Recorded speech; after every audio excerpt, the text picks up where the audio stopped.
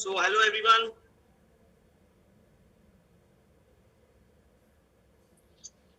मोनिका जी आप एक दो दिन से नहीं आ रहे क्लास में.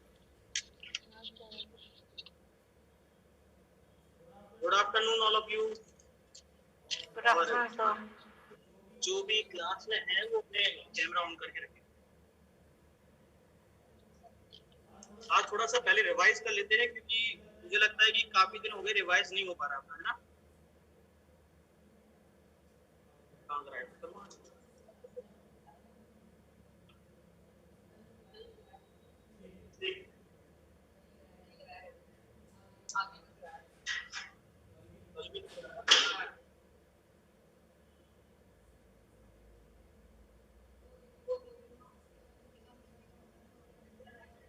ठीक है, हम जो पढ़ रहे हैं सीआरबी के अंदर वो हमारा चैप्टर नंबर 6.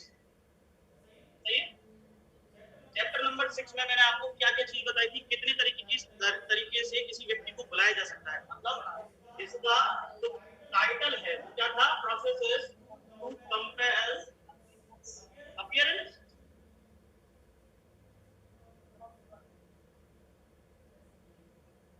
ठीक है, यही इसका टाइटल है. अब यहाँ पर हमने ये भी देखा था कि यहाँ पर दो चीजों की बात अगर करें, एक तो पर्सन और दूसरा डॉक्यूमेंट और थिंग, ऐसा कह सकते हैं ना. लेकिन जब पर्सन की बात होती है तो केवल चैप्टर 6 की बात करता है, लेकिन थिंग की बात होगी तो वो कौन सा चैप्टर है, चैप्टर नंबर 7. ऐसा ही है.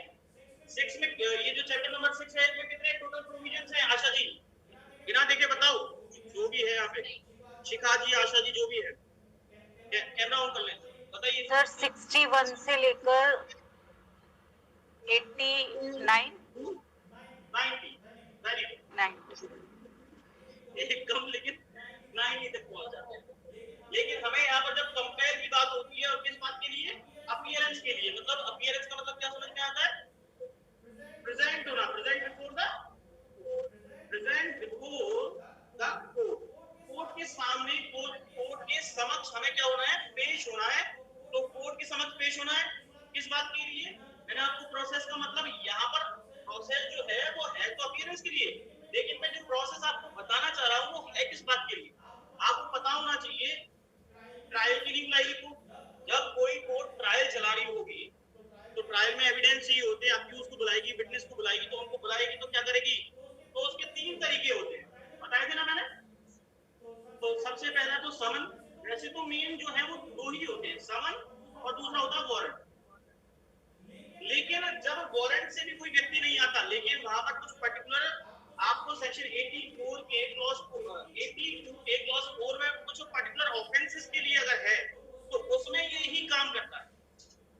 ठीक है, तो वो क्या है, वो है प्रोक्लेमेशन, एंड अटैचमेंट. यही था ना, ये सारी चीजें पढ़ी थी हमने. यहाँ पर देखा समन के बारे में, वारंट के बारे में, प्रोक्लेमेशन के बारे में. तो समन में कितने से कितने सेक्शन थे बताइए शिखा जी. 61 से लेकर के बताइए कितने थे, 69. वेरी गुड, 69 तक के सेक्शन थे. फिर वारंट की बात करी तो वारंट में कितने थे,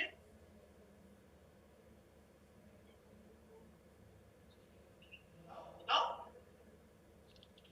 81 तक के सेक्शन थे. और ऐसी प्रोक्लेमेशन और अटैचमेंट जो था उसके अंदर कितने से कितने सेक्शन थे,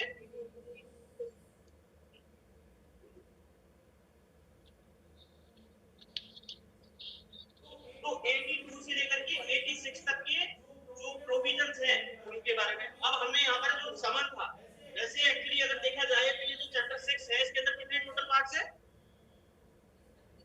टोटल पार्ट्स कितने हैं इसके अंदर, सब चैप्टर मतलब सब चैप्टर कितने हैं, ए टू बी. वही तो है, ऐसे ही याद रखना है. इसी तरीके से आपसे ऑब्जेक्टिव पूछा जाए तो बता सकोगे. ठीक है, और फिर ये जब इन 3 चीजों के लिए अगर कोई चीज कॉमन है तो वो कौन सा है, chapter number B, part B, जो क्या बताता है, अदर प्रोविजन. मिसलिनियस हो गया नहीं,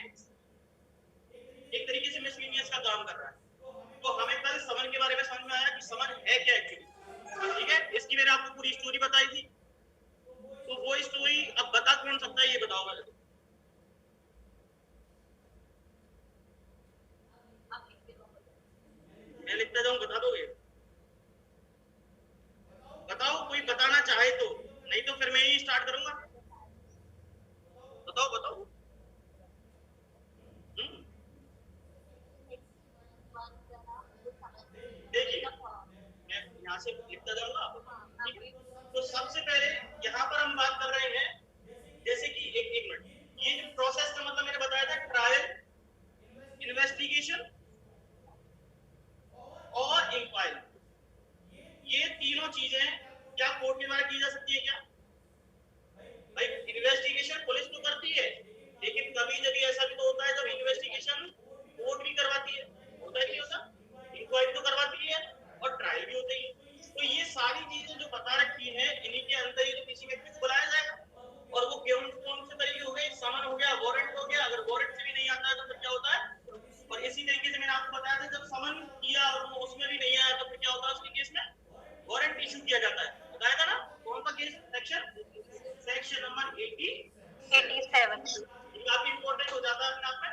अब वर्तिका जी जो है वो आज समन के बारे में बता रही है कि समन क्या है, बताइए। समन का जो फॉर्मेट जो है वो सेक्शन 61 में बताया हुआ है, इस तरीके से वारंट के बारे में बता रही है, देखा ना आपने? वारंट का कहाँ बता रखा, बताइए? सेक्शन नंबर 70, बिल्कुल। सेक्शन नंबर 70 में वारंट बता रखा है और सेक्शन 61 में बता रखा है समन। तो समन और वारंट में हमें डिफरेंस भी समझ में आया था ना कल? ये जो समन है ये किसी भी व्यक्ति को दिया जा सकता है, लेकिन वो पर्सनली जिसको भेजा जा रहा है, कंसर्न पर्सन को, उसको दिया जाता है। लेकिन किस तरीके से, किसके द्वारा दिया जाता है? पुलिस ऑफिसर के द्वारा, अदर पर्सन के द्वारा, या कोर्ट के द्वारा। कोई व्यक्ति ऐसा है जिसको ऑथराइज किया गया है कि आप दो, तो वो ऑफिसर ऑफ द कोर्ट हो गया ना। तो उन व्यक्तियों के द्वारा किया जाता है, समन दी जाती है। लेकिन यहाँ पर वारंट किसको दिया जाता है? क्या कंसर्न पर्सन को पर्सनली दिया जाता है? क्या नहीं दिया जाता, जिसका नाम है, केवल उसको दिखाया जाता है। तो मतलब ये रहता किसके पास है? अथॉरिटेटिव पर्सन के पास, सर्विंग ऑफिसर। हाँ, अथॉरिटेटिव पर्सन जो ऑथराइज्ड हो उसके लिए, जिसका नाम उसमें मेंशन है कि भाई ये व्यक्ति को अथॉरिटी दी जा रही है कि ये वारंट इशू किया जा रहा है, और कंसर्न पर्सन का नाम लिखा होता है, उसके ऊपर चार्जेस लगे होते हैं और उसके कहा जाता है उसके थ्रू कि इस व्यक्ति को अरेस्ट करके लाइए। सही होता है ना? तो ये बताता है सेक्शन नंबर 70। और समन में हमने क्या देखा था? अब इनका एक तो ये डिफरेंस हो गया, दूसरा डिफरेंस क्या था बताइए? समन कैसे कैसे होता है? समन के एलिमेंट तो बताओ। बिल्कुल, देखिए इसके अंदर 4 एलिमेंट्स बताए थे मैंने आपको। ये it shall be, every summon shall be in written होना चाहिए, डुप्लीकेट होना चाहिए, साइंड होना चाहिए और सील ऑफ द कोर्ट। सही था ना? बताइए। ये सारी चीजें जो है इस एसेंशियल एलिमेंट हो गए, लेकिन इसके अंदर ऐसा है क्या? इसमें एक चीज कम है। इसमें क्या है? केवल 3 ही एसेंशियल एलिमेंट्स होते हैं इस बात के, जैसे वारंट को लेकर के। क्या क्या है वो बताइए मयंक जी, विनायक जी। राइटिंग, हाँ बताइए। Sir in writing issued by court, bear the seal of court। ऐसा, और सर ये ओरिजिनल होता है, डुप्लीकेट नहीं होता। इशूड बाय कोर्ट तो यहाँ पर ही हो रहा था ना समझ वो, ये दोनों ही sir in writing signed by presiding officer of court and bear the seal of court। ये बात अभी जैसे इशू बाय कोर्ट कहा इन्होंने, ये बात आपको विशेष तौर पर ध्यान रखनी है। ये जो सेक्शन 70 और 61 के अंतर्गत समन या वारंट इशू किए जाते हैं, ये केवल कोर्ट के द्वारा ही किए जाते हैं। हालांकि ऐसा नहीं है कि यही करते हैं, जो कोई अगर कॉम्पिटेंट अथॉरिटी है जैसे पुलिस है, वो भी वारंट इशू करती है, लेकिन वो यहाँ नहीं कर सकती इस सेक्शन में। इसी तरीके से चाहे वो समन है, वो समन भी करते हैं। देखा होगा आपने, डिपार्टमेंट समन भेजते हैं किसी ना किसी व्यक्ति को। ऐसा हो तो सकता है, लेकिन इसके अंतर्गत नहीं होगा। जैसा कि समन के बारे में मैं आपको बता रहा था कि समन के बारे में एक जगह पढ़ा था अपने, अडल्ट मेल मेंबर को ही समन की जाएगी। उसको क्या कहते हैं उस प्रोविजन को? एक्सटेंडेड, बिल्कुल, एक्सटेंडेड समन कहा जाता है उसको।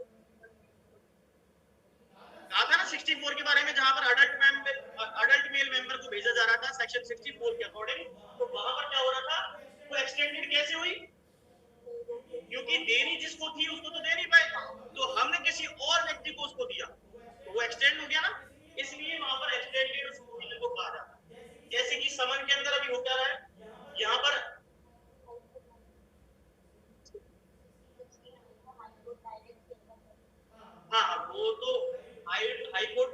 रेगुलेशन के अकॉर्डिंग अगर चाहे तो उस अथॉरिटी के थ्रू भी वो कर सकता है, वो जो सेक्शन 61 का प्रोविजन है। लेकिन मेन जो है वो 3 और इसमें 4 समन जो है वो केवल 4 एसेंशियल एलिमेंट मानती है, जिसमें डुप्लीकेट है, इसमें एडिशन है, लेकिन इसमें एडिशन डुप्लीकेट वाला नहीं होता। ठीक है, ये मेन चीज हो गई। और क्या चीज देखी थी बताओ? यहाँ पर हमने क्या सब्स्टिट्यूटेड सर्विस के बारे में पढ़ा था? क्या कौन सा सेक्शन कहता है? ये क्या कहता है? क्या है इसकी टैगलाइन? इसकी टैगलाइन क्या है? जब कुछ नहीं होगा तो क्या होगा? 65 होगा। मतलब 62 के अंदर बता रखा था हमको क्या? 62 पे कि समन कैसे सर्व की जाएगी, तो वहां पर 3 अधिकारियों के बारे में बता रखा था। कौन कौन थे? पुलिस ऑफिसर हो सकता है, अदर देन पुलिस ऑफिसर हो सकता है, और पब्लिक सर्वेंट हो सकता है। ऐसा ही था। तो ये, लेकिन जैसे ही समन जो है वो सर्व करवाई जाती है, तो उसकी ड्यूटी क्या होगी? एक कॉपी तो किसको देगा? पहले उसको तो दो जिसको देनी है। जो समन्ड पर्सन है, पर्सन समन लिखा हुआ ना वहां पर, उस व्यक्ति को एक कॉपी दी जाएगी, एक कॉपी तो उसको दे दी। और समन के अंदर मैंने बताया ना, यहाँ पर ये क्या लिखा होता है? प्लूरल शब्द होता है ना? तो ये समन से लिखा होता है, एस लिखा होता है ना, तो इससे समझो कि डुप्लीकेट कॉपी है, मतलब 2 कॉपी होती है इसकी, 2 प्रति होती है। ठीक है, अब यहाँ पर एक कॉपी तो हमने दे दी किसको? समन्ड पर्सन को, और दूसरी किसको दी जाएगी? फिर कोर्ट को क्यों दी जा रही है? एंडोर्स हो जाके वापस कोर्ट में आ जाएगी। तो इसका क्या मतलब जब समझा जाएगा? जब कोर्ट को पहुंचाई जाती है तो कोर्ट क्या समझेगी? वो ड्यूली सर्व हो गया। हाँ, यही मेन बात है। यहाँ पर प्रूफ हो जाता है, उससे एविडेंस हो गया ना, उनके पास एक्नॉलेजमेंट मिल गई कि भाई साहब ये व्यक्ति के पास समन पहुंच चुकी है, इस समन की तामील जो है वो की जा चुकी है। बताइए समझ में आया? ये हमारा 62 हो गया था। जब 62 कर रहे थे तो हमने और एक चीज देखी थी कि जहां पर कुछ स्पेशल पर्सन की, ये क्या कहता है? जनरल रूल, किसी भी व्यक्ति, एवरी पर्सन शब्द लिखा हुआ था ना वहां पे, किसी भी व्यक्ति को भेजी जा सकती, कोई भी हो सकता है वो। लेकिन सेक्शन 63 क्या कहता है बताइए? वो कहता है स्पेशल पर्सन, मतलब एनी पर्सन को वहां कर दिया, लेकिन एक्सेप्शन में सेक्शन 63 डाल दिया। कह रहा है कि अगर इनको भेजा जाए, कॉर्पोरेशन को, कॉर्पोरेट बॉडी को, या किसी सोसाइटी को अगर भेजा जा रहा है समन, तो वो किस तरीके से भेजा जाएगा? तो आपको जो प्रक्रिया है वो सेक्शन 63 की निभानी पड़ेगी। सही लिखा हुआ था? तो क्या लिखा हुआ था बताइए सेक्शन 63 में?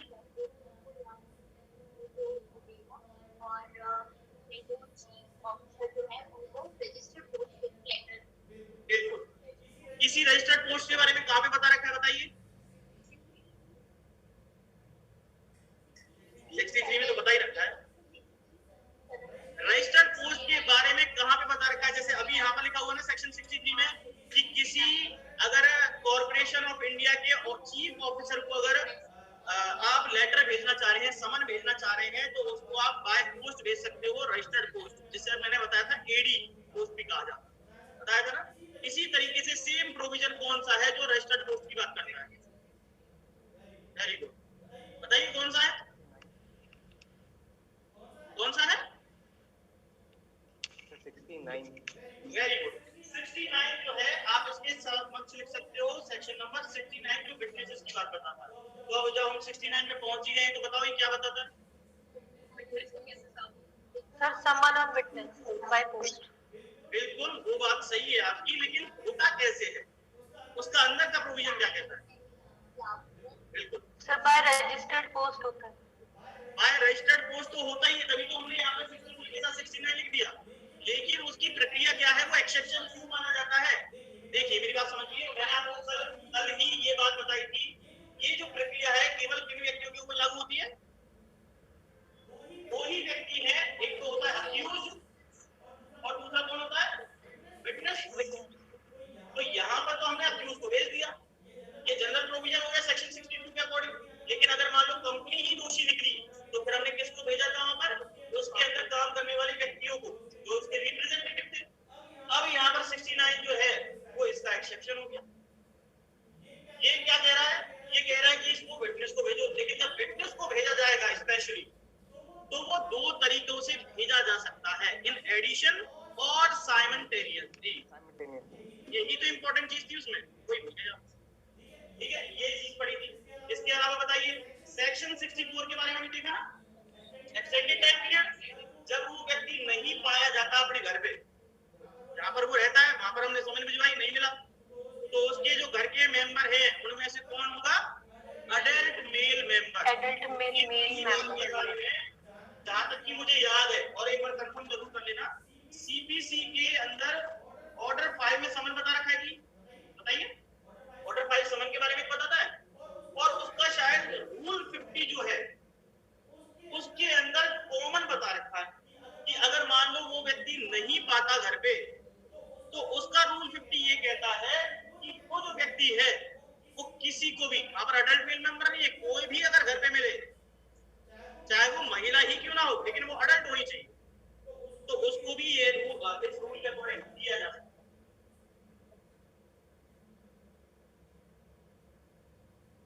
यहाँ तक समझ में आ गया?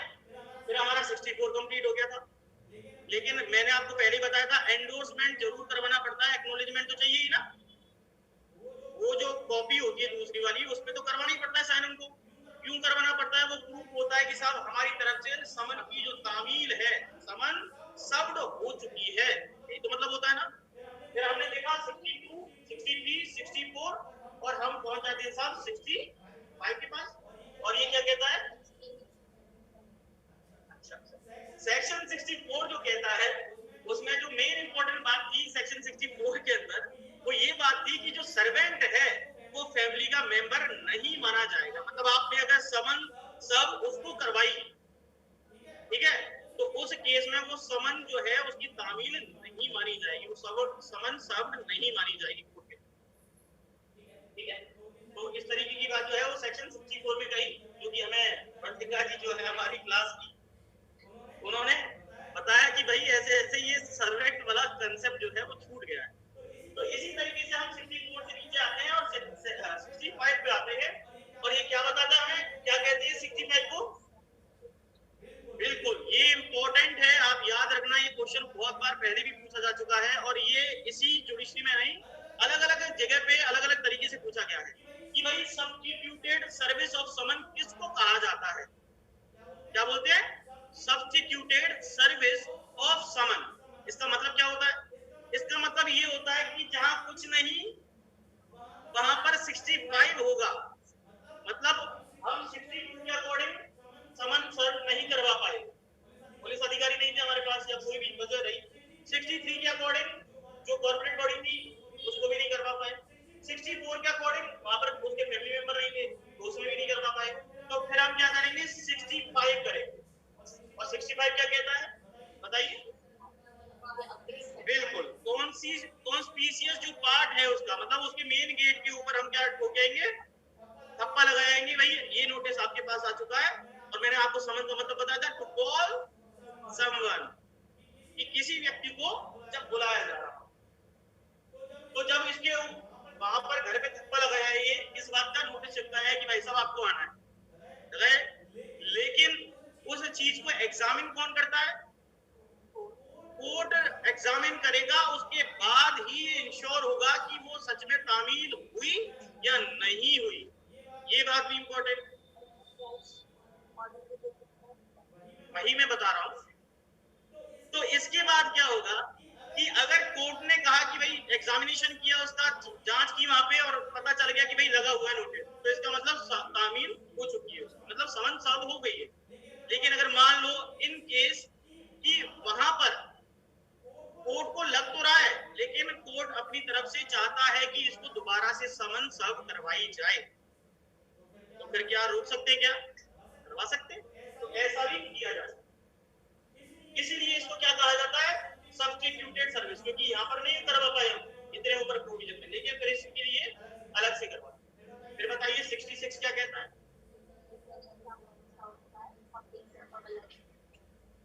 जब कोई गवर्नमेंट सर्विस हो, सर्वेंट हो, और वो कहीं पर क्या कर रहा हो, एम्प्लॉई हो, किसी डिपार्टमेंट के अंदर वहां ड्यूटी कर रहा हो, और उसके द्वारा कोई ऑफेंस कमिट किया हो, जैसे कि मैंने आपको बताया था 63 और 66, ये दोनों एक दूसरे से रिलेवेंट है।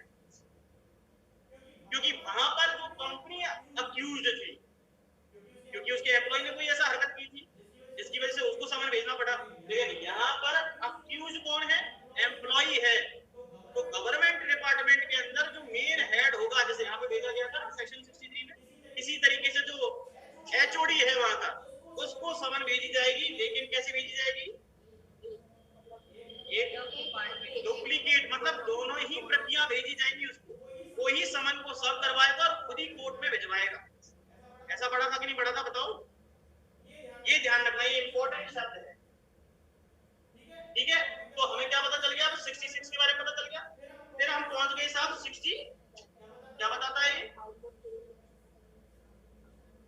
अरे आप भी तो कुछ बताओ भाई, ऑनलाइन स्टूडेंट। 67 क्या बताता है?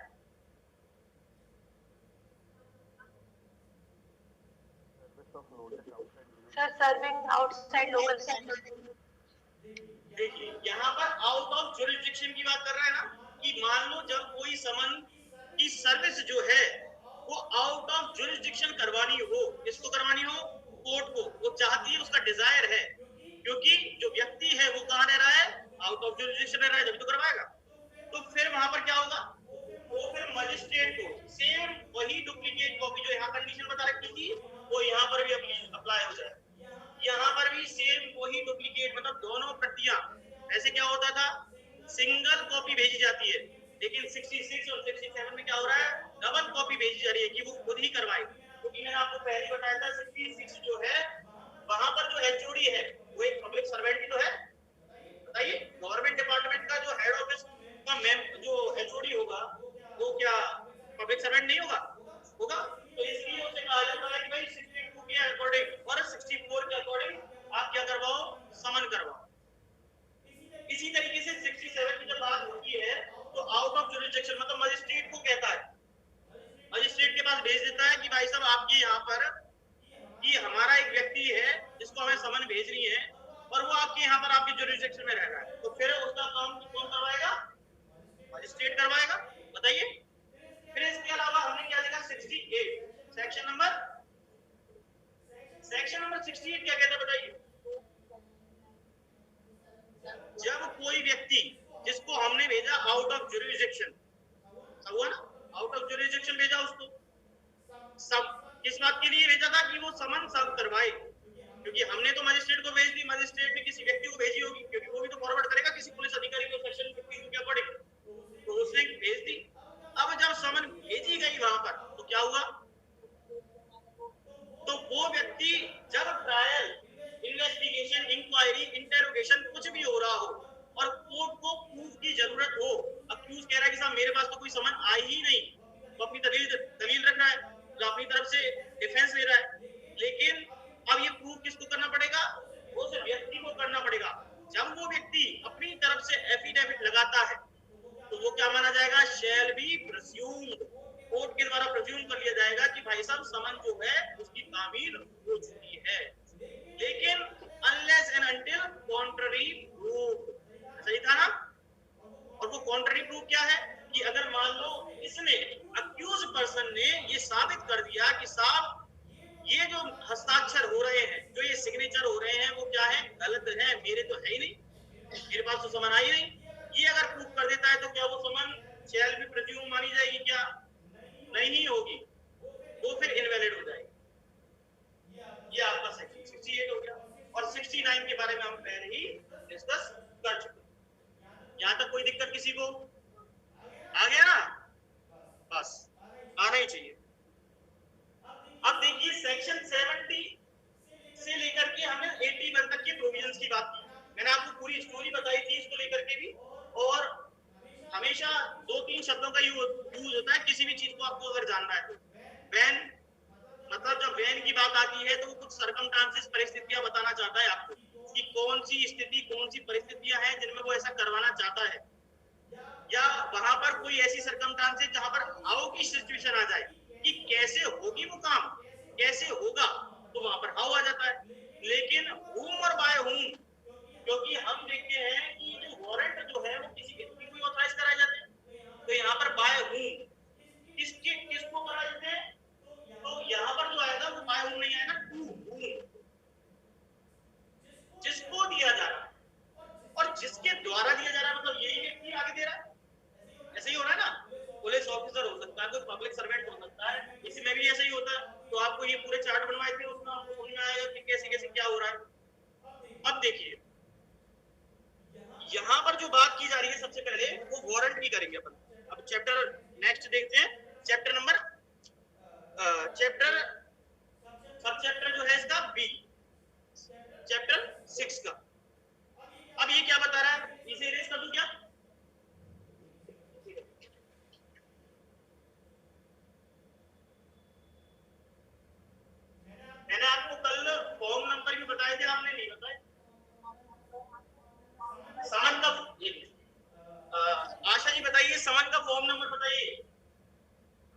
1। कौन सी शेड्यूल में? सर सेकंड में। और विटनेस के लिए 33। Form number 33। याद रखना, क्वेश्चन पूछे जा सकते हैं, ये ऐसे ही घुमा के पूछते हैं क्वेश्चन। तो पहला फॉर्म नंबर कौन सा है शेड्यूल 2 का? फॉर्म नंबर है आपका 1, दूसरा है 33। ये तो अक्यूज के लिए होता है और ये विटनेस के लिए, ठीक है। अब देखिए, अब हम बात कर रहे हैं section number 70, form of warrant of arrest. देखिए, हमेशा जो वारंट दिया जाता है, और मैंने आपको उस दिन डिफाइन जो करे थे ना, कहां पे डिफाइन है समन केस कहां पे डिफाइन है, और वारंट केस क्या बताता है? समन केस बताओ, समन केस की डिफाइन क्या कर रखा है वहां पे? ऐसे बता रखा है, जो वारंट केस नहीं है वो समन केस है। लेकिन वारंट केस के लिए क्या बता रखा है कि जहां पर 2 साल से ज्यादा की अगर सजा हो रही है, तो ज्यादा की सजा में तो लाइफ इम्प्रिजनमेंट भी आ गई, डेथ पेनल्टी भी आ गई, सब इंक्लूड हो गए ना उसमें। तो फिर वो क्या हो जाएगा? Warrant case. फिर मैंने आपको उनके साथ चैप्टर भी बताए थे कि जब वारंट ट्रायल होता है तो वो कौन सी चैप्टर में होता है? चैप्टर नंबर 90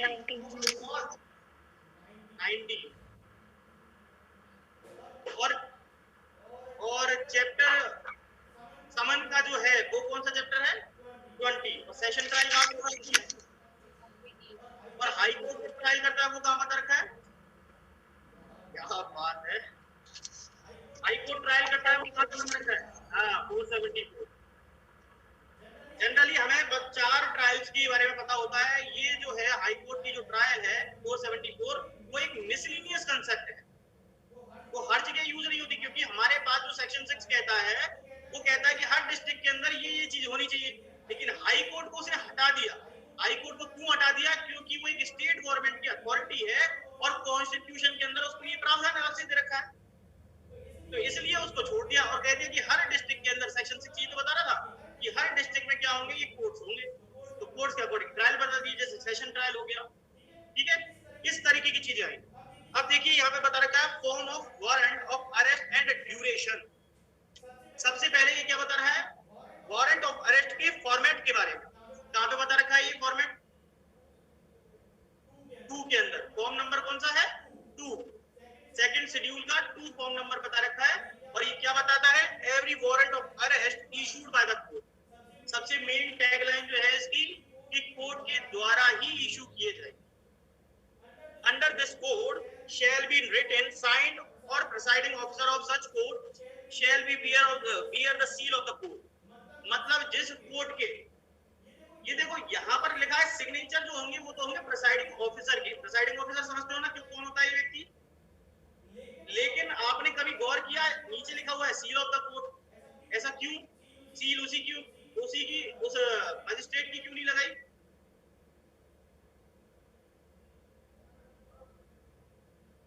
सिग्नेचर तो कह रहा है प्रिसाइडिंग ऑफिसर के होंगे, लेकिन सील जो है वो उस कोर्ट की लगेगी। किस कोर्ट की? जिस कोर्ट में वो प्रिसाइडिंग ऑफिसर है, जिस कोर्ट ने वारंट इशू किया है, वही तो लगाएगा। अरे भाई, वो डेजिग्नेशन नहीं है क्या उसकी? जैसे कि जुडिशियल मजिस्ट्रेट सब क्लास, प्रिसाइडिंग ऑफिसर तो कोई भी हो सकता है ना, लेकिन इसी डेजिग्नेशन से तो पता चलता है कि वो कोर्ट है, जज है कौन। कोर्ट की अगर सील नहीं होगी तो डेजिग्नेशन पता कैसे चलेगा किसी कोर्ट के ऑफिसर का? जेएमएफसी हो गया, सीजीएम हो गया, सेकंड क्लास, ये तो फर्स्ट क्लास हो गया, सेकंड क्लास अगर है तो सेकंड क्लास हो गया, यही से तो पता चलेगा ये है कौन व्यक्ति। इसलिए वहां पर लिखा था सील ऑफ द कोर्ट। आगे देखिए क्या लिखा हुआ है। तो यहाँ पर 3 एसेंशियल पता चले और हर जगह शेल वर्ड का यूज किया गया था। शेल को अंडरलाइन करते हुए लिख लीजिए, it must be signed, it must be written और it must be sealed of that court. ठीक है, ये इसके मेन एसेंशियल एलिमेंट है। लेकिन आपके सामने ये जो इस क्लॉज 2 के ऊपर 5 स्टार लगा लीजिए, यही क्वेश्चन बहुत बार पूछा जा चुका है ये जेएलओ में भी पूछा जाता है, एपीपी में भी पूछा जाता है, बहुत ज्यादा ये क्वेश्चन बहुत आता है कि भाई जब किसी व्यक्ति की मतलब कोर्ट के द्वारा जब वारंट इशू अगर किसी व्यक्ति के लिए किया जाता है तो वो उसका ड्यूरेशन क्या रहता है। ये ड्यूरेशन जो है उसके बारे में ही बात करता है। तो यहाँ पर लिख रखा है कि every such warrant shall remain in force. देखिए एक चीज समझिए, समन जो होती है इसका ड्यूरेशन जो है इसकी डेट पे ही खत्म हो जाता है, क्योंकि इसके अंदर एक डेट मेंशन होती है ना। बताइए, अरे समन के अंदर एक डेट और प्लेस मेंशन होता है ना, मैंने बताया था ना फॉर्मेट में। ये कहता है कि भाई 28 तारीख को आना, कोर्ट की हियरिंग चल रही थी, कोर्ट ने बुलाया कि साहब 28 तारीख को आओ, अब ये नहीं आया तो कोर्ट की हियरिंग रुक जाएगी, क्या वो उसे पोस्टपोन कर देगा। तो इसका मतलब ये समन जो है वो कैसे चली गई, कोई काम की रही क्या। लेकिन जब वारंट होता है, अब ये जो है वो वारंट इशू किया जा रहा है। अब ये जो वारंट इशू किया किसी व्यक्ति को अरेस्ट करने के लिए, कि प्रेजेंट बिफोर द कोर्ट, की कंपेयर कर रहे हैं कि भाई आपको कोर्ट के सामने आना पड़ेगा, तो ये क्या कर रहे हैं, इसको बाउंड कर रहे हैं एक तरीके से। तो उसके लिए क्या करना चाह रहे हैं, उसे अरेस्ट करना चाह रहे हैं।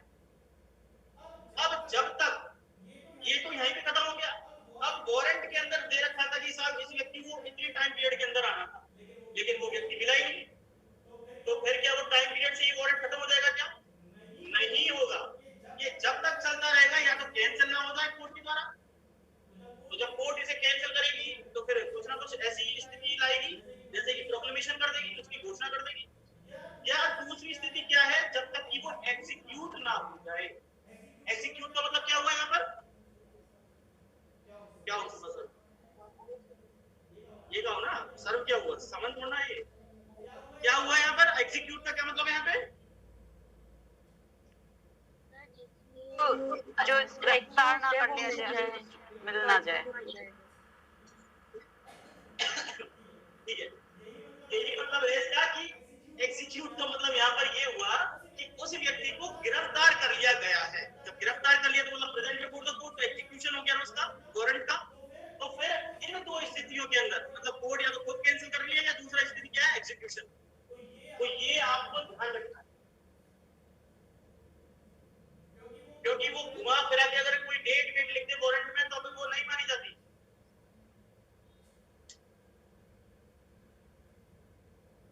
ये भी एक डिफरेंस होगी ड्यूरेशन को लेकर के समन और वारंट के अंदर। देखिए एक बार पढ़ लेते हैं एक बार। Every such warrant shall remain in force, वो जब तक इन फोर्स रहेगा, जब तक इफेक्टिव रहेगा, until it is cancelled by the court which issued it। जिस कोर्ट ने उसको इशू किया है, जैसे जुडिशियल मजिस्ट्रेट फर्स्ट क्लास हो, जेएमएफसी हो, कोई भी कोर्ट हो, उसने अगर उस वारंट को इशू किया है तो उसके द्वारा ही उसको कैंसिल किया जाएगा। ठीक है, पहली बात। और until it is executed, जब तक कि वो एग्जीक्यूट ना हो जाए तब तक वो रिमेनिंग चलती रहेगी कंटिन्यूअस। और रुकेगी कब, जब वो हो जाए, तो ये कंडीशन फुलफिल हो जाए इनमें से कोई। अब देखिए मैंने आपको मैंने आपको डॉक्यूमेंट तो भेजा ही था ना वारंट को लेके ग्रुप में, तो उस ग्रुप के अंदर जो देखा आपने वहां पर फॉर्म नंबर 2 था ना, फॉर्म नंबर 2, और वहां पर क्या लिखा हुआ था नीचे, सेक्शन नंबर 70। तो इसका मतलब क्या है, वो और वारंट उन्होंने भेजा आपकी तरफ से, किसने भेजा था, वहां पर क्या लिखा था कि विशिष्ट न्यायिक मजिस्ट्रेट, ऐसा लिखा हुआ था ना। तो वो क्या है, एनआई का मामला था, जो मैंने आपको वारंट की एक वो भेजी, ठीक है, एनआई का था। कौन सा, डिसऑनर चेक,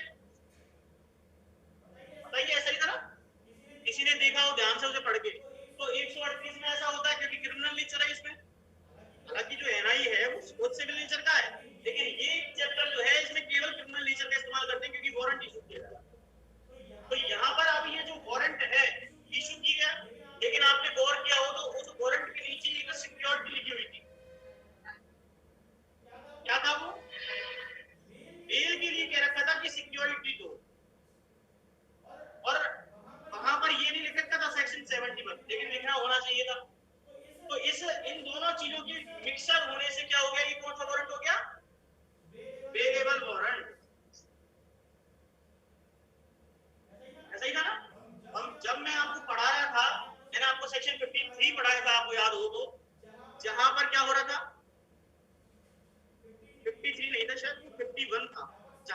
हो रहा था, किसी व्यक्ति को सर्च किया जा रहा था, कौन सा सेक्शन है वो? सर्च करना किसी अक्यूज पर्सन को, 51 ही तो है। तो मैं भी तो ये बोल रहा हूँ 51 है, 51 ही है। उस सर्च के अंदर आपने देखा होगा वहां पे कब कब किसी व्यक्ति को अगर छोड़ा जा रहा है तो उस केस में क्या हो रहा था, उस व्यक्ति की सर्च किया जा रहा था। मतलब छोड़ा अगर नहीं गया हो तो वहां पर सर्च करने की स्थिति बता रखी थी। अगर नहीं छोड़ रहे बेल पर तो उसको सर्च करेंगे, ऐसा ही तो दे रखा था। तीन चार चीज दे रखी थी। तो वहां पर एक तो बात हो रही थी बेलेबल वारंट की, और दूसरी बात क्या हो रही थी, नॉन बेलेबल, मतलब जहां पर उसको छोड़ा नहीं जा रहा हो। ऐसा लिखा नहीं था क्या वहां पे? वहां पे कह रखा था कि अगर वारंट इशू किया है और बेलेबल है लेकिन वो बेल दे नहीं पा रहा हो, मतलब सिक्योरिटी मांगी होगी उससे पैसे की, वो नहीं भर पा रहा, तो उस केस में भी अरेस्ट किया गया वो व्यक्ति। और नॉन बेलेबल है तो तब तो अरेस्ट नहीं। तो इस तरीके से हमारे पास कितने तरीके के वारंट आ गए? दो तरीके के, एक तो बेलेबल वारंट और एक नॉन बेलेबल वारंट। तो ये जो नॉन बेलेबल वारंट है वो कौन सा सेक्शन कहता है हमारा? Section number 71। ये तो बता रहा है। ये क्या कहता है कि भैया सिक्योरिटी दो, वो कहती है कि हमें सिक्योरिटी चाहिए। अगर कि वो प्रेजेंट होने के लिए अगर वो अनुपस्थित रहता है तो कोर्ट को विश्वास नहीं है उस पर तो सिक्योरिटी मांगेगी, श्योरिटी मांगेगी, ऐसा होता है ना। तो जब इससे सिक्योरिटी श्योरिटी मांगेगी तो इससे क्या करवाएगी? बॉन्ड भरवाएगी। बॉन्ड से ही तो सिक्योरिटी होगी। जैसे कि यहाँ पर ये जो बेलेबल होता है तो इसमें लिख दिया, उसमें आपने देखा डॉक्यूमेंट में क्या लिखा हुआ था, 5,000 रुपए भरने हैं। और जितनी सिक्योरिटी होंगी आपकी, पैसा कितना हो गया, श्योरिटी, ये तो होगी आपकी सिक्योरिटी। लेकिन श्योरिटी के लिए क्या कह रखा था कि हर श्योरिटी के लिए कुछ पर्टिकुलर अमाउंट होगा, जैसे मान लो 5,000 रुपए, ऐसा लिखा हुआ था ना। तो ये क्या हो गया, ये एक कंडीशन हो गई कि आप अगर इस बेल के लिए इतना पैसा दे देते हो, किसके जरिए? बॉन्ड के जरिए। बॉन्ड कहां पर इशू कर रहे थे वो? 436 लिखा हुआ था ना। कौन सा फॉर्म नंबर बताओ, फॉर्म नंबर कौन सा था बताओ? किसी को कुछ पता है कि नहीं पता? फॉर्म नंबर कौन सा था? कल ही तो लिखवाया था भाई। बॉन्ड कर बेल बॉन्ड के लिए क्या फॉर्मेट है, कौन सा फॉर्म नंबर है बताओ?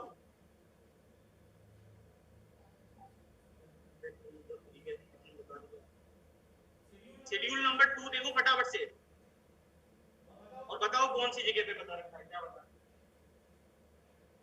तो ये 436 437 है शायद, और 440 ऐसा कुछ है, 441 है, ऐसे कुछ पर्टिकुलर वहां पर लिखे हुए थे।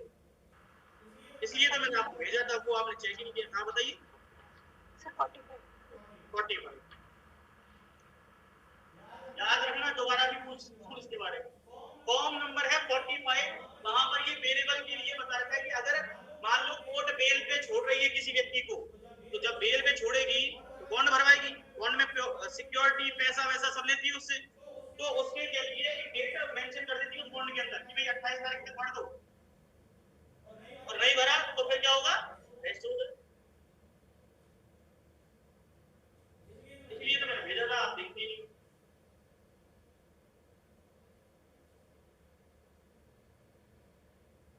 अब देखते हैं आगे की सिचुएशन, ये क्या बता रहा है। देखिए पावर, सेक्शन 71 देखिए, power to direct security to be taken. ये पावर किसके पास है? कौन क्या ले रहा है? मजिस्ट्रेट ने तो दिया, गाइडलाइन दे दी उसमें कि भाई ये सिक्योरिटी ली जा सकती है, लेकिन लेगा कौन? इसे पुलिस वाले तो लेगा जो उसको वारंट जिसके ऑथराइज किया है। देखिए क्या लिखा है, एनी कोर्ट, ये जनरल प्रोविजन है बेलेबल वारंट का, any court issuing a warrant for the arrest of any person may in its discretion, underline कीजिए डिस्क्रिशन को। इसका मतलब क्या हुआ? कोर्ट के ऊपर ही डिपेंड करती है ये बात कि वो बेलेबल देना चाहती है किसी केस में या नहीं देना चाहती। तभी तो उस वारंट सेक्शन 70 का जो फॉर्मेट है उसके नीचे लिखा था ना, एंडोर्स किया होता है नीचे की side, by the endorse. Endorsement का मतलब क्या होता है बताओ कोई? बहुत तो हिंदी में हो गया इसका मतलब। अरे उसको मेंशन करना नीचे, यही तो मतलब हुआ, उसको नीचे लिख देना। तो वहां पर सेक्शन 70 के नीचे लिखा हुआ था ना, वो क्या था, वो यही चीज थी, वो पृष्ठांकन था उसका। इसको कर रहा है मतलब, हाँ उस व्यक्ति का नाम लिखा होता है ना ऐसे। ऑन द वारंट दैट, जो ऑन द वारंट दैट का मतलब उस वारंट के ऊपर एंडोर्स करेगा जो वो वारंट इशू कर रहा है उसको। If such person execute a bond, अब देखो ये आ गया ना एग्जीक्यूट अ बॉन्ड, तो ये बॉन्ड कौन सी बात हो गई, तो यहाँ पर लिखी हुई थी फॉर्म नंबर 45 की, आप लिख सकते हो इसके पास, बॉन्ड के पास लिख सकते हो form number 45 with sufficient surety. अब ये श्योरिटी कितनी होंगी, it's depend on that court की श्योरिटी। अगर मान लो वो एक मांग रही चाह रही है, दो मांगना चाह रही है, तीन मांग, नहीं तो फॉर्मेट में अगर लिखी हुई है तो फॉर्मेट के अकॉर्डिंग चलना पड़ेगा, क्योंकि सेक्शन 45 जो बता रहा है, नहीं तो कोर्ट बताएगी, मतलब फॉर्म नंबर 41 सेक्शन नहीं।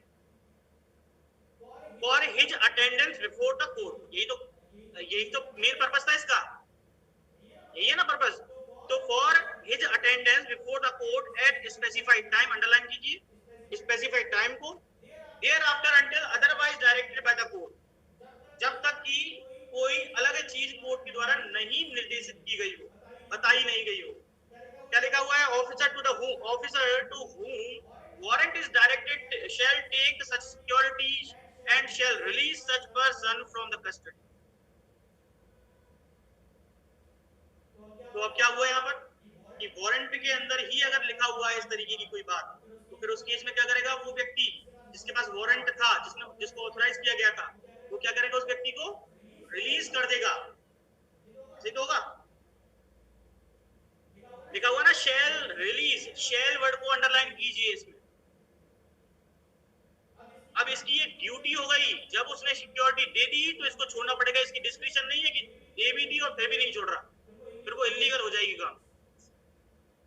ठीक है, अब देखिए इसमें जो क्लॉज 2 है, ये क्लॉज 2 जो है एनफोर्समेंट की बात बता रहा है कि इसके अंदर लिखा क्या क्या होगा। तो कह रहा है कि नंबर ऑफ श्योरिटीज, ये कोर्ट डिसाइड कर रही है ना आपने। दूसरा अमाउंट, अमाउंट जैसे 5000 बताया था मैंने अभी, और टाइम, जिस टाइम पर कोर्ट में आपको प्रेजेंट होना है, टाइम और प्लेस दोनों चीजें लिखी होती है। फिर क्या लिखा हुआ है, whenever security is taken under the section, officer to whom warrant is directed shall forward bond to the court। अब ये जो बॉन्ड भरवाया जाएगा, क्योंकि बिना उसके तो छोड़ेगा ही नहीं उसको, जैसे ही वो बॉन्ड भरवाया जाएगा तो वो जो बॉन्ड है वो किसको फॉरवर्ड किया जाएगा, कोर्ट को। कौन सी कोर्ट है वो, जिसने इशू किया है, जिसने इशू किया है उस कोर्ट को ये बॉन्ड भरवाया भेजवाया जाएगा। उस बॉन्ड से तो पता चलेगा ना, बताओ प्रेजेंट हो गया वो कि वो बाध्य है इस चीज के लिए, ऐसा। अब देखिए आगे 72 सेक्शन नंबर 70 क्या कहता है, देखो अपना सेक्शन नंबर 70 हो गया, 71 हो गया, तो अवेलेबल वारंट की बात कर रहा है, लेकिन सेक्शन नंबर 72 क्या कहता है, इसे देखो, वारंट टू हुम डायरेक्टेड, मैंने आपको बताया था जब चार्ट बनवाया था तो बाय हुम की बात की थी और टू हुम की बात की थी, या हुम की बात की थी। तो ये जो बाय हुम है कि किन किन व्यक्तियों को ऐसा वारंट जो है इशू किया जा सकता है, क्योंकि ऑथराइज तो यही होते हैं ना, डायरेक्ट तो हम देते हैं क्या किसी, जैसे समन में देते हैं डायरेक्ट उस व्यक्ति को, ऐसा तो होता नहीं है। यहाँ पर किसी व्यक्ति को पहले ऑथराइज किया जाता है, वो व्यक्ति ही उसको एग्जीक्यूट करवाता है, जबकि वहां पर समन में क्या हो रहा था कि हम सेक्शन 62 के अकॉर्डिंग किसी पुलिस वाले से कह रहे थे कि तुम उसको डिलीवर करके आओ, लेकिन यहाँ पर ये खुद ही एग्जीक्यूट करेगा, देगा तो नहीं उसको पर्सनली। देखिए, warrant to whom directed, a warrant of arrest shall be ordinarily be directed to one or more police officer, underline कीजिए वन और मोर। आपसे क्वेश्चन पूछा जा सकता है यहाँ पर कि ये जो वारंट जब दिया जाता है किसी व्यक्ति को, तो कितने व्यक्तियों को दिया जा सकता है, क्या ये एक या एक से ज्यादा को दिया जा सकता है, या दो या दो से ज्यादा दिया जा सकता है, पूछ लेते हैं भाई, ठीक है ना। तो ऐसा अगर उन्होंने पूछा तो हम कुछ नहीं कर पाएंगे, तो आपको याद रखना पड़ेगा कि भाई एक से ज्यादा जो व्यक्ति है, one or more police officer को। But issuing such a warrant may if its immediate execution is necessary. देखो ये काफी इंपॉर्टेंट है सेक्शन अपने आप में कि जहां पर उनको इमीडिएटली एक्शन लेना हो, उनको लग रहा है कि भाई साहब अगर ये वारंट हमने नहीं दिया किसी व्यक्ति को कि इस पर्सन को पकड़ना है तो वो भाग जाएगा ना, तो इनको इमरजेंसी है, अर्जेंसी है इस बात की कि भाई साहब हमें पुलिस ऑफिसर अगर नहीं भी है तो किसी व्यक्ति को ना किसी व्यक्ति को देना पड़ेगा। तो पहले तो इन्होंने कह दिया कि पुलिस ऑफिसर को दिया जा सकता है। दूसरी बात क्या कही इन्होंने कि direct it to any other person. Any other person मतलब पुलिस ऑफिसर को छोड़ के, क्योंकि वो तो अवेलेबल है ही नहीं ना, वो कोई भी व्यक्ति हो सकता है, तो ये वो व्यक्ति हो गया। तो एनी अदर पर्सन और पर्सन्स शब्दों का ध्यान रखा करो, वहां पर पर्सन्स शब्द का यूज किया है और एक जगह एनी अदर पर्सन, मतलब वो एक भी हो सकता है और एक से ज्यादा भी हो सकते हैं। क्या? अरे एक पे संभाला ही नहीं जा रहा होगा घर व्यवस्था, तो दूसरे को भी तो देंगे ना। मान लो देखो जैसे कि ये पूरा एरिया है, अब ये व्यक्ति तो यही रहता है, लेकिन इसका डिस्क्रिप्शन यहाँ तक नहीं जा पा रहा ना, इतनी पावर भी नहीं है उसके पास, तो हाँ इसको सबको दे दिया उन्होंने कि जहां भी मिले पकड़ लो, या ये एक साथ भी। अब इसमें ऐसा भी नहीं है कि इनके ऊपर जिम्मेदारी होगी भाई एक ने एग्जीक्यूट करवा दिया तो तब भी तो ऐसा माना जाए सबने करवा दिया, और सबने एग्जीक्यूट करवाया एक साथ तब भी वही माना जाएगा एग्जीक्यूट हो गया, या दो उन्होंने मिलकर कर दिया एग्जीक्यूट तब भी तो वही माना जाएगा ना एग्जीक्यूट हो गया। मतलब मेन तो फोकस उनका एग्जीक्यूशन भी तो है कि वारंट एग्जीक्यूट होना चाहिए किसी तरीके से। अब वो एक को दे 10 को दे उनकी डिस्क्रिप्शन है ये तो क्या लिखा हुआ है, सच पर्सन और person shall execute the same, ऐसे लिखा हुआ ना, सच पर्सन और पर्सन्स शब्द को अंडरलाइन कीजिए ऐसे, क्योंकि ये बारीकी इतनी शब्दों पर चले जाते हैं कभी कभी तो आपको याद नहीं रहेगा क्या पूछना चाह रहा है, ऐसे याद रखना है इस चीज को। ये पर्सन्स शब्द है ना,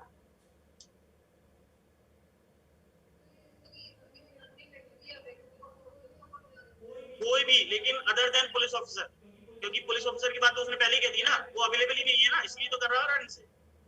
लेकिन याद सबसे मेन जो बात है इसमें वो है अर्जेंसी वाली बात है ना, अर्जेंसी के ही ये सेक्शन 72 के अकॉर्डिंग जब पुलिस ऑफिसर नहीं है तो वहां पर अर्जेंसी में किसी अन्य व्यक्ति को भी ऑथराइज करेगा, मतलब प्रेफरेंस तो पहले पुलिस ऑफिसर को दी जा रही है, लेकिन वो नहीं है तब ऐसा होगा। तो आपसे क्वेश्चन यही पूछा जाएगा कि अगर कोई ऐसे इमरजेंसी है, वैसे तो पुलिस ऑफिसर जनरली क्या होता है रूल कि पुलिस ऑफिसर को ऑथराइज किया जाएगा क्योंकि वही करवा सकता है अच्छी तरीके से, लेकिन अगर वो नहीं है तो किसको वारंट इशू किया जा सकता है और किस सेक्शन के अंतर्गत किया जाएगा, वो है 72 और किसी भी व्यक्ति को किया जा सकता है। क्या वो वन और मोर को किया जा सकता है? बिल्कुल किया जा सकता है। आगे देखिए clause 2, when a warrant is directed more officer और पर्सन्स देन वन, जहां पर एक से ज्यादा व्यक्तियों को या ऑफिसर्स को डायरेक्ट किया गया है, मतलब ऑथराइज किया उनको अरेस्ट करने के लिए किसी व्यक्ति को, तो it may be executed by all, यही है ना answer, it may be executed by all, may शब्द का यूज हुआ है, शैल का नहीं हुआ यहाँ पे ध्यान रखना, तो बाय ऑल और बाय एनीवन और मोर ऑफ देम, उनमें से कोई, ऐसे ही छांटते हैं एक एक शब्द को और यहीं से कोई ना कोई क्वेश्चन बना देंगे आपके सामने। आगे देखिए सेक्शन 70, समझ में आ गया? सेक्शन 73 कह रहा है कि वारंट में भी डायरेक्टेड टू एनी पर्सन। अभी नीचे क्या हुआ कि वहां पर ये तो नहीं बताया कि किस कोर्ट के द्वारा, लेकिन यहाँ पर केवल ये बताया अर्जेंसी का मामला था और इस व्यक्ति के द्वारा इस या तो ऑफिसर को दिया जाता है, मतलब ये जनरल रूल हो गया। क्या हुआ? एक जनरल रूल हो गया कि किसको ऑथराइज किया जा सकता है, और उसका एक्सेप्शन में क्या कह दिया इन्होंने, अदर पर्सन को भी किया जा सकता है, लेकिन तब भी इसमें अर्जेंसी का अगर केस हो, ये तो हो गया आपका जनरल रूल।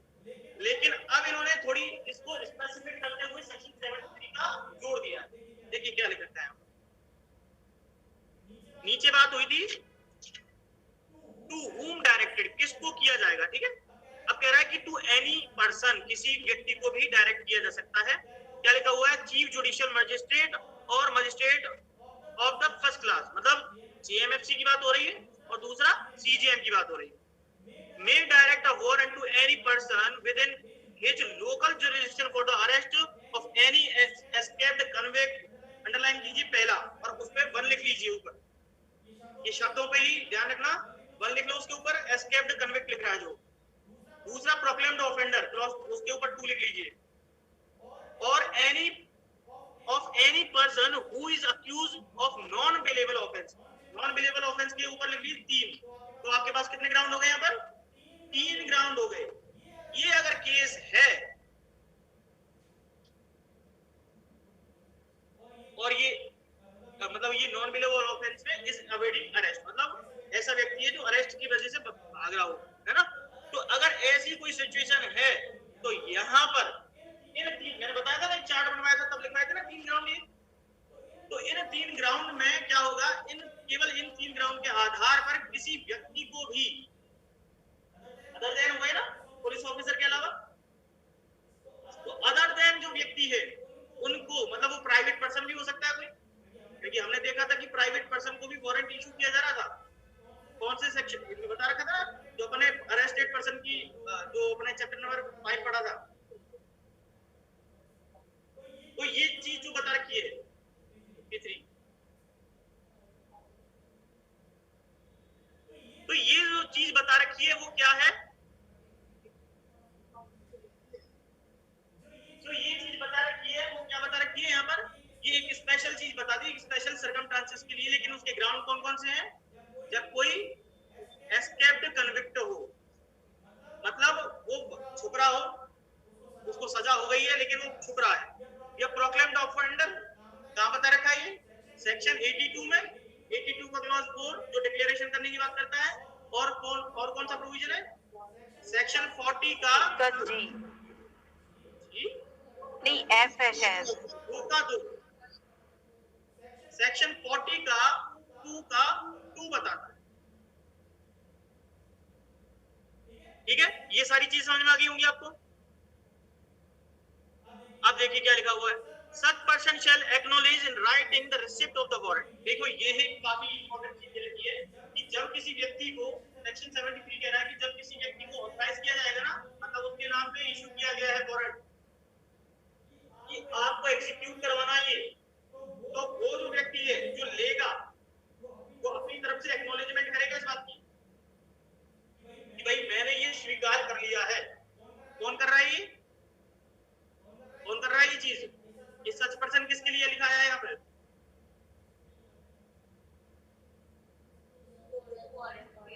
जिसको वारंट दिया गया है, जिसके नाम पर ये वारंट आया है, मतलब उसका, वो व्यक्ति नहीं जिसको अरेस्ट करना है, वो व्यक्ति जिसको ऑथराइज किया गया है वारंट कि भाई आपको वारंट एग्जीक्यूट करवाना है। तो यहाँ पर ये जो इन राइटिंग लिखा हुआ है ना, इसको अंडरलाइन कीजिए, रिसिप्ट को अंडरलाइन कीजिए, इन राइटिंग रिसिप्ट। पर्पस क्या है? Acknowledgement. shall execute it if the person for whose arrest it was issued isn't or enter on any land other than property under his मतलब इसको execute करवाने के लिए यदि कोई व्यक्ति कहीं भी चला जाता है तो फिर वो कहीं पर भी प्रवेश कर सकता है। लिखा हो ना, एंटर एनी लैंड और other property under his charge. Sir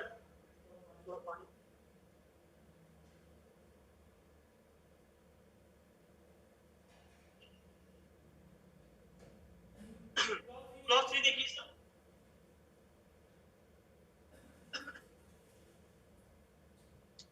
When the person against whom such warrant is issued is arrested, he shall be made over with the warrant to nearest police officer or who shall cause him to be taken before the magistrate having jurisdiction in the case unless security is taken under section 71। तो section 71 क्या कह रहा था बताओ पहले तो? Variable warrant की बात कर रहा था। अगर वो सिक्योरिटी दे देता है सेक्शन 71 के अंतर्गत तब तो अरेस्ट किया ही नहीं जाएगा वो व्यक्ति। बताओ, नहीं किया जाएगा ना अरेस्ट, तब तो उसको रिलीज कर देंगे हम। लेकिन अगर उसको अरेस्ट किया जा रहा है, इसलिए लिखा हुआ है वहां पे अनलेस, तो सेक्शन 71 को तो इन्होंने सेविंग क्लॉज बना दिया। उसको छोड़ दो, अगर उस व्यक्ति को कैसे भी अरेस्ट किया जाता है तो उसको किसके सामने लेके जाया जाएगा बताओ? पुलिस ऑफिसर के सामने, क्योंकि वो तो खुद प्राइवेट पर्सन है ना।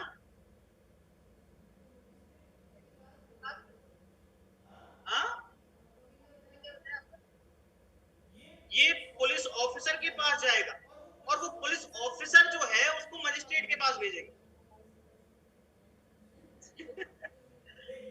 समझिए इस बात को, क्योंकि यहाँ पर जो व्यक्ति है वो एनी अदर पर्सन है, ना कि कोई पुलिस ऑफिसर। अब वो उस व्यक्ति ने पकड़ लिया तो वो किसी पुलिस स्टेशन में लेके जाएगा ना उसको।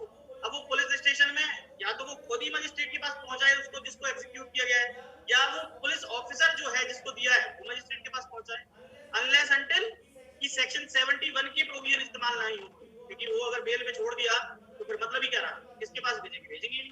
फिर तो वो जो बॉन्ड है उस व्यक्ति के द्वारा किसको ऑथराइज किया जाएगा, कोर्ट को करा जाएगा जिसने इशू किया। कौन सा सेक्शन कह रहा था, सेक्शन 71 ही तो बता रहा था। सिंपल है, कोई ऐसा कुछ बात नहीं। अब देखिए सेक्शन नंबर 74 ये कह रहा है कि warrant directed to the police officer. अब यहाँ पर जैसे कि आपने देखा कि अभी तक तो क्या हो रहा था कि एक मजिस्ट्रेट क्या कर रहा था, किसी पुलिस ऑफिसर को दे रहा था, या एक मजिस्ट्रेट जब अर्जेंसी थी तो किसी व्यक्ति को दे दिया उसने, वारंट इशू किया। और दूसरा क्या हुआ, क्लॉज ये हमने सेक्शन 73 देखा तो वहां पर अगर 3 ग्राउंड अगर ऐसे व्यक्ति हैं जहां पर जुडिशियल मजिस्ट्रेट फर्स्ट क्लास हो, यहाँ पर सीजेएम हो, तो वो क्या कर रहा था इस केस में किसी अदर पर्सन को डायरेक्ट कर रहा था कि भाई आप क्या करो, ये वारंट को एग्जीक्यूट करवाओ, सका था ना। लेकिन सेक्शन 74 जो है वहां पर एक्चुअली क्या है, पहले ही डायरेक्ट हो चुका है।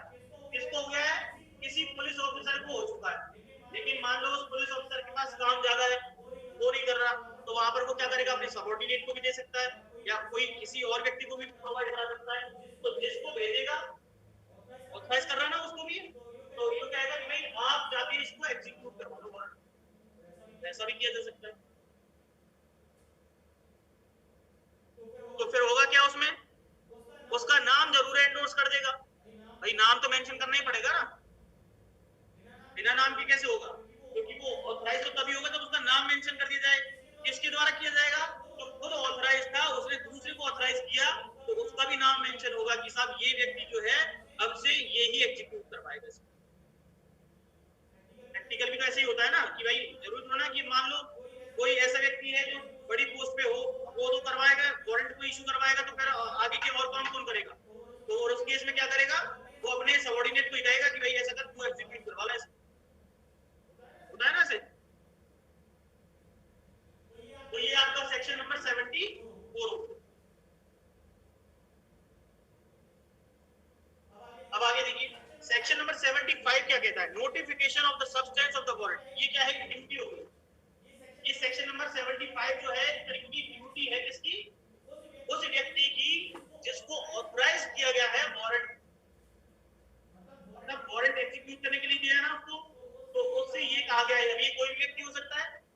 अब मान लो किसी व्यक्ति ने कहा कि भाई वारंट दिखा, कहते हैं ना आपने मूवीज में देखा होगा कि जब किसी व्यक्ति को अरेस्ट किया जाता है तो वो कहता है कि किस अथॉरिटी से आए हो, क्या चार्जेस है मेरे ऊपर जो आप आए हो, तो वो वारंट दिखा देता है सामने से, दिखाता है ना। ये जो वारंट इस तरीके से दिखाया गया इसी को कहते हैं नोटिफिकेशन ऑफ सब्सटेंस। ये सब्सटेंस का मतलब क्या हुआ, यहाँ पर सब्सटेंस का मतलब हुआ उसकी जो मूल बातें हैं। किसकी मूल बातें, उस वारंट की, मतलब उसके जो चार्जेस उसके ऊपर लगे हैं उनको ये सब्सटेंस कह रहा है। अरे भाई हमने तो उसके ऊपर आरोप लगाए ना किसी ने, मान लो कोई एफआईआर दर्ज करवा दी कि भाई साहब इसके ऊपर 3 को 2 के मुकदमे लग गए, इस व्यक्ति को अरेस्ट करने के लिए वारंट इशू किया गया। ये तो क्या है, थोड़ा ये वैसा वारंट हो गया, विदाउट वारंट भी अरेस्ट किया जा सकता है इस व्यक्ति को। लेकिन अगर मान लो ऐसा कोई मामला हो एग्जांपल के तौर, तो फिर उस केस में क्या होगा, इसके ऊपर चार्जेस तो लगा दिए ना उन्होंने। अब ये वारंट अगर मजिस्ट्रेट के द्वारा इशू किया जाता है तो मजिस्ट्रेट क्या करेगा, उसके ऊपर जो चार्जेस लगाए गए उनको तो मेंशन करता है ना।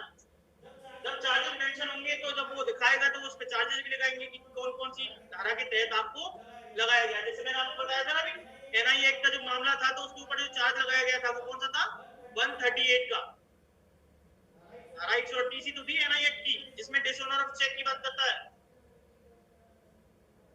हाँ हाँ अच्छी नहीं आती लेकिन वही है जो आप बता रहे हो।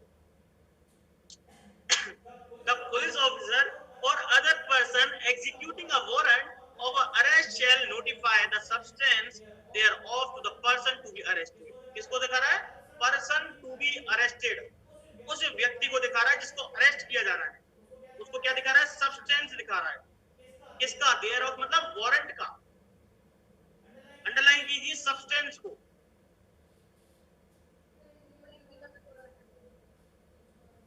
अच्छा अच्छा, देखो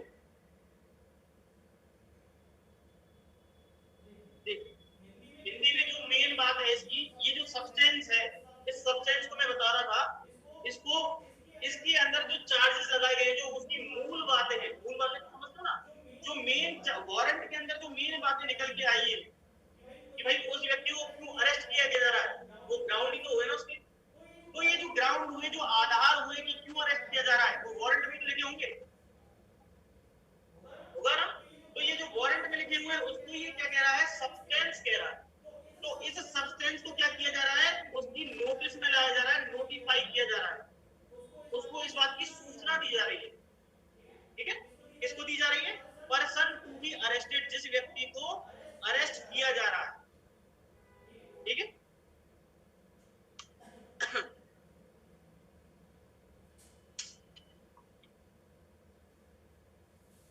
लिखा हुआ है यहाँ पर इफ सो रिक्वायर्ड, अगर की जरूरत हो, मांगेगा जब तो दिखाएंगे, खामा क्यों दिखाएंगे। तो क्या लिखा हुआ है? Shall show. शेल को अंडरलाइन कीजिए यहाँ पर। शेल का मतलब क्या हुआ? ये बाउंड हो गया। कौन हो गया? वो ऑथराइज्ड पर्सन जिसके खिलाफ, जिसके लिए अरेस्ट वारंट एग्जीक्यूट करवाना था, तो वो व्यक्ति क्या हो गया यहाँ पर? बाउंड हो गया। इसलिए यहाँ पर शेल शब्द का यूज किया गया है कि उसको दिखाना पड़ेगा अगर की मांग रहा है तो।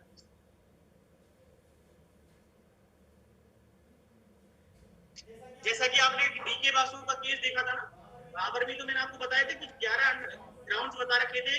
तो आपको मैंने बताया था कि वो एडवोकेट चॉइस कर सकता है, वो ग्राउंड्स मांग सकता है, बेल अगर है तो वो भी हो सकती है। तो आप ये भी मान सकते हो कि ये भी एक तरीके का डीके बासु की गाइडलाइन का कुछ ना कुछ लिंक कर रही है। हाँ, ये क्या बताती है कि भाई यहाँ पर अगर वो मांग रहा है तो आपको बताना पड़ेगा, नोटिस देना पड़ेगा इस बात का कि भाई किस ग्राउंड के आधार पर उस व्यक्ति को लेके जाएगा, तो वो वारंट दिखा देगा। अब देखिए सेक्शन नंबर 76। सेक्शन नंबर 76 जो है,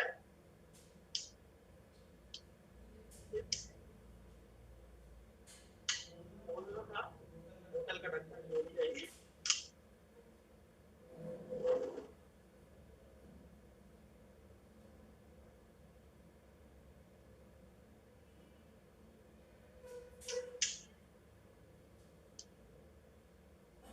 आगे देखिए, person arrested to be brought before the court without delay.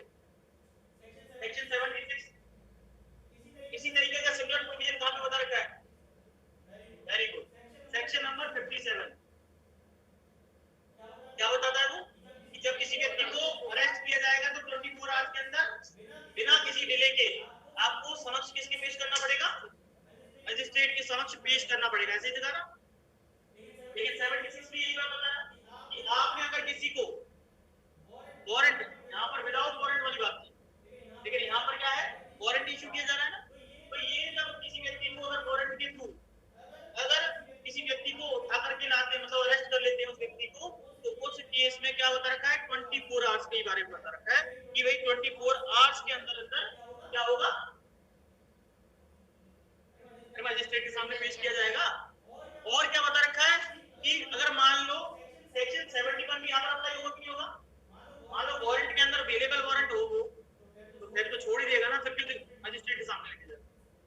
हमारी बात तो इस चीज के बारे में एक बार देख लेते क्या बता रहा है। The police officer or other person executing a warrant of arrest shall को अंडरलाइन करो, subject to the provision of section 71 as to the security। ये हम पढ़ चुके हैं पहले। भाई सिक्योरिटी अगर दे दी गई, मतलब बेल दे दी गई उसको, अगर उसने जमानत अपनी दे दी हो, तो बॉन्ड भर दिया उसने, तो फिर उसको सिक्योरिटी रिलीज हो गया वो तो सेक्शन 71 के अंदर। लेकिन अगर नहीं हुआ तो क्या हुआ? Without unnecessary delay bring the person arrested, जिस व्यक्ति को अरेस्ट किया गया है, before the court, before which he is required by the law to produce such person. ठीक है, तो फिर उस कोर्ट के सामने प्रोड्यूस करने के लिए कहा है, उसके समक्ष उसको पेश किया जाएगा। Provided that such delay shall not in any case exceeding 24 hours exclusive of the time necessary for the journey from the place of arrest to the magistrate's court।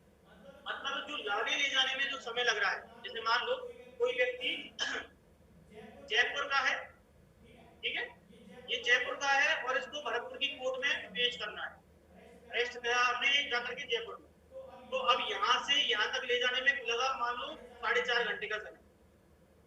ये जो 4.5 घंटे का समय है वो 24 घंटे के अंदर काउंट होगा क्या? नहीं होगा। इसी चीज के बारे में बताया था और ये बहुत बार क्वेश्चन पूछा जाता है, अब कोर्ट से भी नहीं, लेकिन फिर भी ठीक है, ये इतना सा बता रखा है, इसलिए यहाँ पर शैल नॉट को अंडरलाइन कर सकते हो आप साहब। अब देखिए यहाँ पर ये अब इतनी सारी चीजें इन्होंने क्या बता दी, केवल यहाँ पर ऑथराइजेशन के बारे में बता दिया, कब कौन किस व्यक्ति को ऑथराइज किया जाएगा। तो हमने ऑथराइजेशन के बारे में बाय होम की बात करें तो 72, 73, 74 और 75 ये सेक्शन सारे के सारे किसी ना किसी व्यक्ति को ऑथराइज कर रहे हैं ना वारंट, बताओ। लेकिन सेक्शन 76 क्या कह रहा था कि जब ये किसी व्यक्ति को अरेस्ट कर लेंगे तो मजिस्ट्रेट के सामने कोर्ट पेश करेंगे। और फिर अब सेक्शन 70 कह रहा है कि इससे पहले की स्टेप है, हालांकि 77 जो है ना वो पहले की स्टेप है 76 से। मैंने जब स्टोरी बताई कि भाई वारंट जो है, उस वारंट का अगर जनरल रूल देखा जाए तो कभी भी कोई वारंट इशू अगर कोर्ट के द्वारा किया जाता है तो उसका एग्जीक्यूशन कहां करवाया जा सकता है। तो सेक्शन 77 क्या कहता है, एनी प्लेस इन इंडिया, पूरे भारत में करवाया जा सकता है। लेकिन यहाँ पर इंडिया का मतलब क्या है, सेक्शन नंबर 2 का क्लॉज 2 का क्लॉज 2 का सर क्लॉज एफ ये बताता है इंडिया क्या है, सही है ना। तो इंडिया का मतलब क्या बता रखा है बताओ। वही बता रहे थे कि उसके अंदर वो नागालैंड और जनजाति क्षेत्र नेम शामिल होंगे। तो इसका मतलब क्या है, जो सेक्शन 1 का क्लॉज 2 कहता है वो ये इंडिया है। इसका मतलब इसमें कौन कौन सी चीजें नहीं शामिल होती है, स्टेट ऑफ नागालैंड नहीं होता, असम का कोई ट्राइबल एरिया जो है वो नहीं इंक्लूड होता। तो इनको छोड़ करके ये पूरे इंडिया में एग्जीक्यूट हो सकता है। लेकिन कौन कौन से ऐसे चैप्टर हैं जो 8, 10, 11 बिल्कुल ये समझ में आ गया सारा 77 तक। आगे देखिए,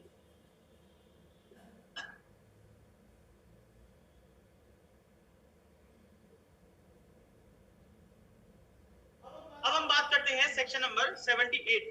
काफी इंपॉर्टेंट सेक्शन है। क्या बता रहा है ये कह रहा है कि वारंट जब की फॉरवर्ड को अंडरलाइन कीजिए आप, ये किसी को भेज नहीं रहा, आई मीन ऑथराइज नहीं कर रहा, ये क्या कर रहा है, उसको फॉरवर्ड कर रहा है। फॉरवर्ड का मतलब ऑथराइजेशन होता है क्या, नहीं, उसको फॉरवर्ड कर रहा है कि तुम ऑथराइज कर दो। हमारी बात मेरी,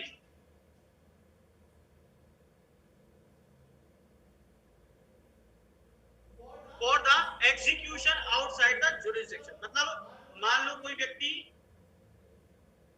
ये एरिया है हमारा मजिस्ट्रेट का, ठीक है, और जो व्यक्ति है जिसको अरेस्ट करके लाना है, मतलब अपीयर बिफोर द कोर्ट, तो वो नाम का व्यक्ति जो है वो इस एरिया के अंदर रहता है। तो अभी मजिस्ट्रेट क्या करे कि भाई साहब ये व्यक्ति हमें अरेस्ट करना है, तो उसके लिए तो ये क्या कर रहा है, जो वारंट है उस वारंट को इशू ना करके क्या कर रहा है, फॉरवर्ड कर रहा है,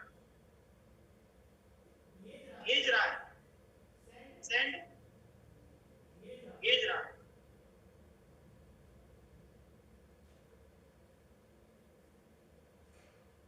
ठीक है, अब देखिए क्या हो रहा है इसके अंदर। When the warrant is to be executed outside the local jurisdiction of the court issuing it, मतलब इसका लोकल जुरिडिक्शन कोर्ट मजिस्ट्रेट का क्या था, यही तो था, और इसको भेजना कहाँ है, इस जुरिडिक्शन से बाहर भेजना है, आउट ऑफ द जुरिडिक्शन हो गया ना, यहाँ पर इसको भेजना है। तो such court may instead of the directing warrant to the police officer within its jurisdiction, तो अब क्या कर रहा है, वो पुलिस ऑफिसर को तो देगा नहीं, तो उसको छोड़ करके वो किसको डायरेक्ट कर रहा है,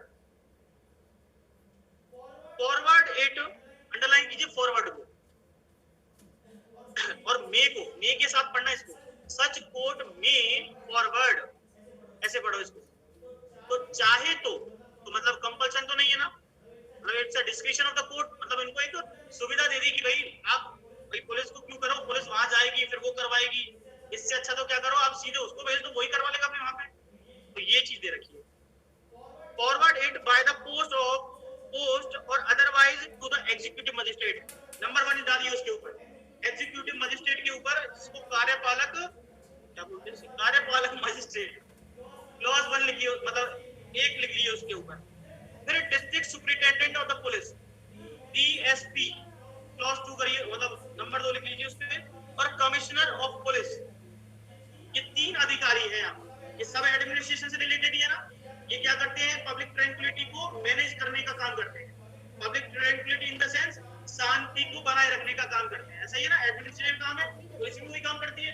तो अब ये क्या कर रही है, पुलिस को नहीं भेजा इसने, किसको भेजा, इनमें से किसी व्यक्ति को भेजा। किसने भेजा, तो यहाँ पर देखने के लिए इसने एडमिनिस्ट्रेटिव फंक्शन में ही भेजा भेजने को, तो क्योंकि यही तो एग्जीक्यूट करवाएंगे उसे, तो भेजा एक को, लेकिन पुलिस अपने लोकल ज्यूरिडिक्शन पुलिस को। तो अब ये जो है इनके अंदर, अब जब इतने बड़े बड़े अधिकारियों को भेजेगा तो वो क्या करेगा, 74 का इस्तेमाल नहीं करेगा क्या, बताओ। ये क्या करेगा, इस व्यक्ति को डायरेक्ट करेगा, कहेगा कि भाई साहब आप क्या करो, एग्जीक्यूट करवा दो। देखो, तो जिनके मतलब ये जो है कौन कौन से बताओ, एग्जीक्यूटिव मजिस्ट्रेट,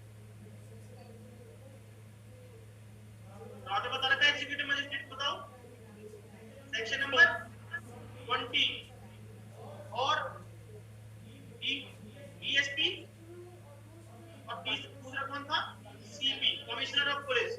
ये 3 लोग हैं जिनके लोकल ज्यूरिडिक्शन में, मतलब इनका ज्यूरिडिक्शन तो काफी बड़ा हो जाता है ना अपने आप में, तो इनके ज्यूरिडिक्शन में भेज दिया। अब ये करवाएंगे एग्जीक्यूट। अब आगे देखिए क्या होगा, the executive magistrate, district superintendent और कमिश्नर शैल एंडोर्स हिज नेम।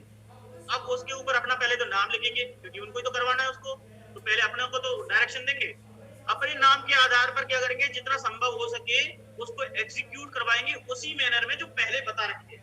पहले हमको पहले बता रखे कि कैसे कैसे, अभी देखा ना कि कोई सामान्य पुलिस ऑफिसर कैसे में उसको एग्जीक्यूट करवाता है, ये उसी प्रोसेस को इस्तेमाल करेंगे, उसी तरीके से कर देंगे।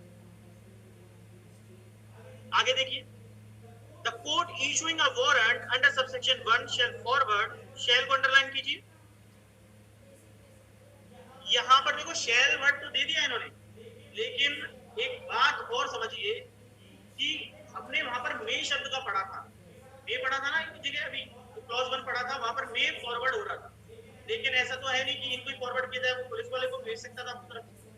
तो यहाँ पर ये जब मे वर्ड का यूज किया और यहाँ पर लिख दिया